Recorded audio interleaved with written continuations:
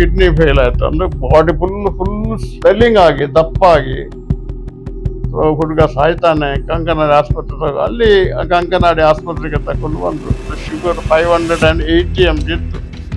ಒಬ್ಬ ಕ್ರಿಶ್ಚಿಯನ್ ಆಗಿ ಇಂತಹ ಒಂದು ಸಾಯುವ ಸ್ಥಿತಿಯಲ್ಲಿ ಇದ್ದ ಮನುಷ್ಯ ಯೋಗವನ್ನು ಕಲಿತು ಯೋಗದಿಂದ ಸುಮಾರಾಗಿ ಯೋಗದ ಪವರ್ ಎಷ್ಟು ಇರ್ಬೋದು ಅಂತ ಸಾಧಾರಣ ಅಂದಾಜು ಮಾಡಬಹುದು. ಬಾಲ್ಯದಿಂದಲೇ ಅನಾರೋಗ್ಯ, ವೈದ್ಯರು ಹೆಚ್ಚು ದಿನ ಬದುಕುವುದಿಲ್ಲ ಎಂದಿದ್ದ ಮಗು 4ನೇ ವಯಸ್ಸಿನಲ್ಲಿ ಆರಂಭವಾದ ಫಿಟ್ಸ್, ಯೌವನದಲ್ಲೇ ಒಂದು ಕಿಡ್ನಿ ಕಳೆದುಕೊಳ್ಳುವುದು, 580ಕ್ಕೆ ತಲುಪಿದ್ದ ರಕ್ತದಲ್ಲಿನ ಸಕ್ಕರೆ ಪ್ರಮಾಣ, ದಿನಕ್ಕೆ 2 ಬಾರಿ ಇನ್ಸುಲಿನ್, ಕೋಮಾದ ಭೀತಿ, ಕುಟುಂಬದ ಸಂಕಷ್ಟ. ಸಾಮಾನ್ಯ ವ್ಯಕ್ತಿಯಾಗಿದ್ದರೆ ಇಷ್ಟರಲ್ಲೇ ಜೀವನ ಮುಗಿದು ಹೋಗುತ್ತಿತ್ತು. ಆದರೆ ಯೋಗವನ್ನ ಬದುಕಿನ ದಾರಿಯನ್ನಾಗಿ ಆರಿಸಿಕೊಂಡ ಈ ವ್ಯಕ್ತಿ ಇಂದು 80ನೇ ವಯಸ್ಸಿನಲ್ಲೂ ಚೈತನ್ಯದಿಂದ ಬದುಕುತ್ತಿದ್ದಾರೆ. 1946ರಲ್ಲಿ ಆಗಸ್ಟ್ 10ಕ್ಕೆ ಹುಟ್ಟಿದ್ದು ನಾನು. As A last child of my parents among 5 children. ಸುಮಾರು 4-5ನೇ ವರ್ಷ ಪ್ರಾಯದಲ್ಲಿ ನಮಗೆ ಹುಟ್ಟುವಾಗಲೇ ನಾನು ತುಂಬ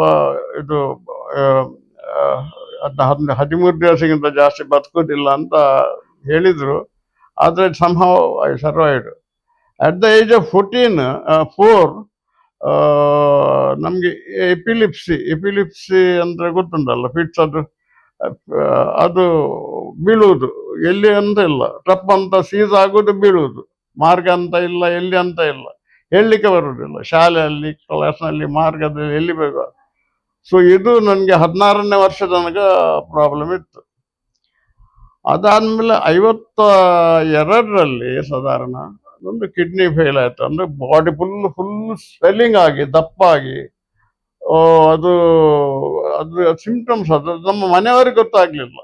ಆದ್ರೂ ನಮ್ಮ ಯಾರು ಗಾಡ್ ಮದರ್ ಇದ್ದಾರೆ ನೋಡಿ, ಅವರು ಹೇಗೋ ಹುಡುಗ ಸಾಯ್ತಾನೆ, ಕಂಕನಾಡಿ ಆಸ್ಪತ್ರೆ ಅಲ್ಲಿ ಕಂಕನಾಡಿ ಆಸ್ಪತ್ರೆಗೆ ತಕೊಂಡು ಬಂದ್ರು. ಅಲ್ಲಿ ನನ್ನ ಬದುಕಲಿಕ್ಕೆ ನನಗೆ ಏನು ನಶೀಬಿತ್ತ. ಅಲ್ಲಿ ಡಾಕ್ಟರ್ ವೆಂಕಟರಾವ್ ಅಂತ ಇದ್ರು, ಬಂದಿದ್ದರಷ್ಟ. ಅವರು ಓನ್ಲಿ FRCS ಆ ಟೈಮಿನಲ್ಲಿ ನಮ್ಮ ಡಿಸ್ಟ್ರಿಕ್ಟ್ನಲ್ಲಿ. ಸೊ ಅವರು ಸುಮಾರು 3-4 ದಿವಸ ಅವರ ಟ್ರೀಟ್ಮೆಂಟ್ನಲ್ಲಿ, ಅಂದರೆ ಸರ್ಜಿಕಲ್ ಟ್ರೀಟ್ಮೆಂಟ್ನಲ್ಲಿ ಅವರು ಒಂದು ಕಿಡ್ನಿ ಟ್ರಾನ್ಸ್ಪ್ಲಾಂಟ್ ಮಾಡಿದಾರ ಅದನ್ನೇ ಹೀಗೆ ಮಾಡಿದ್ರೆ ಗೊತ್ತಿಲ್ಲ. ಸೊ ಈಗ ನಮ್ಮ ಪರೀಕ್ಷೆ ಅಲ್ಲ, ನನ್ನಲ್ಲಿ ಇದು ಸಹ ಉಂಟು, ಮೆಡಿಕಲ್ ರೆಕಾರ್ಡ್ ಸಹ ಉಂಟು. ಅದ್ರಲ್ಲಿ ನೋಡುವಾಗ ಹುಟ್ಟುವಾಗ 2 ಕಿಡ್ನಿ ಇದ್ದದ್ದು. ಈಗ ಒಂದೇ, ಆವಾಗದಿಂದ ಇಷ್ಟರ ತನಕ ಒಂದೇ ಒಂದು ಕಿಡ್ನಿಯಲ್ಲಿ ನಾನು, ಅಂದರೆ ವರ್ಷ ಸಾಧಾರಣ 73 ವರ್ಷ ಆಯಿತು. 23 ವರ್ಷದಿಂದ ಒಂದು ಕಿಡ್ನಿಯಲ್ಲಿ ನಾನು ಬದುಕಿ ಉಳಿದಿದ್ದೇನೆ. ಅದಾದ್ಮೇಲೆ ನನಗೆ ಶುಗರ್ ಇದ್ದು ಪ್ರಾಬ್ಲಮ್ ಬಂದಿರ್ಬೋದು. ಆವಾಗ ನಾವು ಅದನ್ನು ಇದು ಮಾಡಲಿಲ್ಲ, ಎಂಥದ್ದು ಆವಾಗ ಅಷ್ಟು ಅದಕ್ಕೆ ಗಮನ ಕೊಡಲಿಲ್ಲ. ಆದರೆ 1974ರಲ್ಲಿ ಏನಾಯಿತು, 74ರಲ್ಲಿ I collapsed with cuts in my body. And so ಕೂಡಲೇ ಇಮಿಡಿಯೇಟ್ಲಿ ಹಾಸ್ಪಿಟಲ್ಗೆ ತಕೊಂಡು ಹೋದರು. ಅಲ್ಲಿ ನೋಡುವಾಗ ನಂದು ಶುಗರ್ 580 mg ಇತ್ತು. ಅದು that was considered very high sugar. So immediately I was admitted to the hospital. ಮತ್ತೆ ಅದಾದ್ಮೇಲೆ ಇನ್ಸುಲಿನ್, ಆ ಟೈಮ್ನಲ್ಲಿ ಭಾರಿ ಕ್ರೂಡ್ ಇನ್ಸುಲಿನ್ ಇತ್ತು. ಈಗ ಅದಾಗೆ ಸಫಿಸ್ಟಿಕೇಟೆಡ್ ಇರಲಿಲ್ಲ, ವೆರಿ ಕ್ರೂಡ್ ಇನ್ಸುಲಿನ್.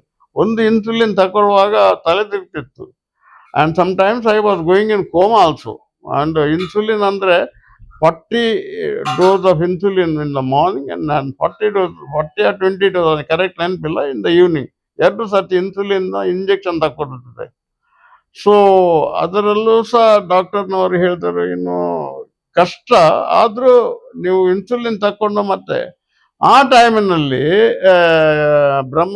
ಧೀರೇಂದ್ರ ಬ್ರಹ್ಮಚಾರಿ ಅಂತ ಇಂದಿರಾ ಗಾಂಧಿ ಅವರ ಗುರು ಇದ್ರು ಡೆಲ್ಲಿಯಲ್ಲಿ. ಅವರು ಯೋಗ ಎಲ್ಲ ಕಲಿಸ್ತಿದ್ರು ಟೆಲಿವಿಷನ್ನಲ್ಲಿ.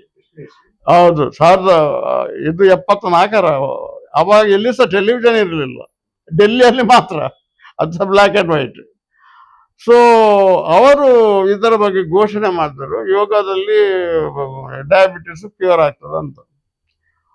ಆಕ್ಚುಲಿ ಕ್ಯೂರ್ ಆಗ್ಲಿ ಆವಾಗ ಸಹ ಇಲ್ಲ, ಡಯಾಬಿಟಿಸ್ ಒಮ್ಮೆ ಶುರು ಆದ್ರೆ ಅದು ಕಂಪ್ಲೀಟ್ ಕ್ಯೂರ್ ಆಗ್ಲಿಕ್ಕೆ ಸಾಧ್ಯನೇ ಇಲ್ಲ ಪೇಂಕ್ರಿಯಾಸ್ ಹೋದ್ಮೇಲೆ. ಆದ್ರೂ ಅವ್ರು ಅಷ್ಟೊಂದು ಹೇಳಿದ ಮೇಲೆ ನಾವು ಹೋದ ಅವರ ಆಸ್ಪತ್ರೆಯಲ್ಲಿ ಅಡ್ಮಿಟ್ ಆದ್ರೆ, ಅಲ್ಲಿ ಯೋಗ ಕಲ್ತದ್ದು ನಾನು.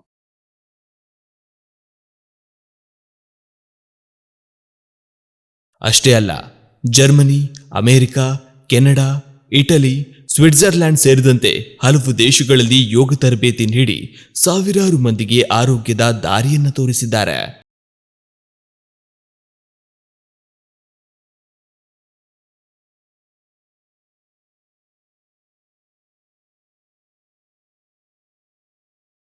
ಸೊ ಮತ್ತೆ ನನಗೆ ಯೋಗದಲ್ಲಿ ಎಷ್ಟೊಂದು ಇಂಟ್ರೆಸ್ಟ್ ಆಯ್ತಂದ್ರೆ, ಹಿಮಾಲಯಕ್ಕೆ ಹೋಗಿ ಅಲ್ಲಿ ದೊಡ್ಡ ಗುರುಗಳೆಲ್ಲ ಇದ್ದಾರೆ ನೋಡಿ, ಅಲ್ಲಿ ಹೋಗಿ ಕಲಿಯುವಂತ 1982ರಲ್ಲಿ ಹಿಮಾಲಯಕ್ಕೆ ಹೋದೆ. ಅಲ್ಲಿ ಯೋಗ ಶಿವಾನಂದ ಆಶ್ರಮದಲ್ಲಿ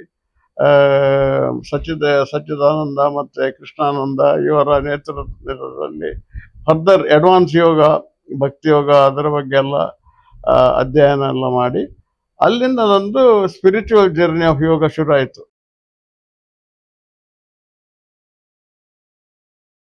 ಸೊ ಅದಾದ್ಮೇಲೆ ನಮ್ಮ ತುಂಬಾ ಆಕ್ಟಿವಿಟೀಸ್ ಉಂಟು. ಆ ಲಿಟ್ರೇಚರ್ ಪೇಪರ್ ಕಟ್ಟಿಂಗ್ ಎಲ್ಲ ನೋಡಿದ್ರೆ ನಿಮ್ಗೆ ಗೊತ್ತಾಗ್ತದೆ. ಸೊ ಹೀಗೆ ನಮ್ದು ಯೋಗ ಜರ್ನಿ. ಸ್ಪೆಸಿಫಿಕ್ ಪ್ರಾಬ್ಲಮ್, ಅದು ಸ್ಪೆಸಿಫಿಕ್ ಏನಂದ್ರೆ, ಒಬ್ಬ ಕ್ರಿಶ್ಚಿಯನ್ ಆಗಿ ಇಂತಹ ಒಂದು ಸಾಯುವ ಸ್ಥಿತಿಯಲ್ಲಿ ಇದ್ದ ಮನುಷ್ಯ ಯೋಗವನ್ನು ಕಲಿತು ಯೋಗದಿಂದ ಸುಮಾರಾಗಿ ಇಷ್ಟು ಬ್ಯಾಚಸ್ಗಳನ್ನು ದೇಶ ವಿದೇಶಗಳಲ್ಲಿ ಕೊಡ್ಬೇಕಾದ್ರೆ ಯೋಗದ್ದು ಪವರ್ ಎಷ್ಟು ಇರ್ಬೋದು ಅಂತ ಸಾಧಾರಣ ಅಂದಾಜು ಮಾಡ್ಬೋದು ನೀವು, ಸರಿಯಾಗಿ ಯೋಗ ಮಾಡಿದವರು. ಇಷ್ಟು ನಾನು 4ನೇ ವರ್ಷ ಪ್ರಾಯದಿಂದ ನನಗೆ ರೋಗ ಹಿಡಿದದ್ದು, ಈಗ ನನಗೆ 80 ವರ್ಷ ಪ್ರಾಯ ಆಗ್ತದೆ. 80 ವರ್ಷ ಪ್ರಾಯದಲ್ಲಿ ನನ್ನ ಜೀವ ನೋಡಿ, ಹೈಟ್ ಪ್ರತಿ ಒಂದು ಮೇಂಟೈನ್ ಮಾಡೋದ್ರಲ್ಲಿ ಯೋಗ ಅಷ್ಟೊಂದು ಸಹಾಯಕಾರಿ ನಮಗೆ ಆಗಿದೆ. ಸೊ ಮತ್ತೆ ಇಲ್ಲಿ ಕೋರ್ಸಸ್ ಸುಮಾರು 400 ಚಿಲ್ಲರ್ ನಾವು ಮಾಡಿದ್ದೇವೆ. ಮತ್ತೆ ಕವಿತವರು ಕಾನ್ವೆಂಟ್ಗಳಲ್ಲಿ ನಮ್ದು ಕೋರ್ಸ್ಗಳನ್ನು ಸಾಧಾರಣ ಒಂದು 300-400 ಬ್ಯಾಚ್ ಆದ್ರೆ ಅವರು ಮಾಡಿಸಬಹುದು. ಇಷ್ಟು ಬ್ಯಾಚಸ್ ಯಾರು ಮಾಡಿದ್ದಾರೆ? ನಾವು ಪಬ್ಲಿಸಿಟಿಗೆ ಹೋಗ್ಲಿ, ಅದು ಸಂಗತಿ ಬೇರೆ. ನನಗೆ ಯಾರು ಎಲ್ಲಿ ಬಂದು ನನಗೆ ಸನ್ಮಾನ ಕೊಟ್ಟದ್ದು ಅದು ಮಾತ್ರ ನಾವು ಹಿಡಿದದ್ದು. ವಿಶ್ವ ಯೋಗ ದಿನದ ಸಂದರ್ಭದಲ್ಲಿ VL ರೇಗೋ ಅವರ ಜೀವನಗಾಥೆ ಸಾವಿರಾರು ಜನರಿಗೆ ಸ್ಫೂರ್ತಿಯ ಸಂದೇಶವಾಗಿದೆ.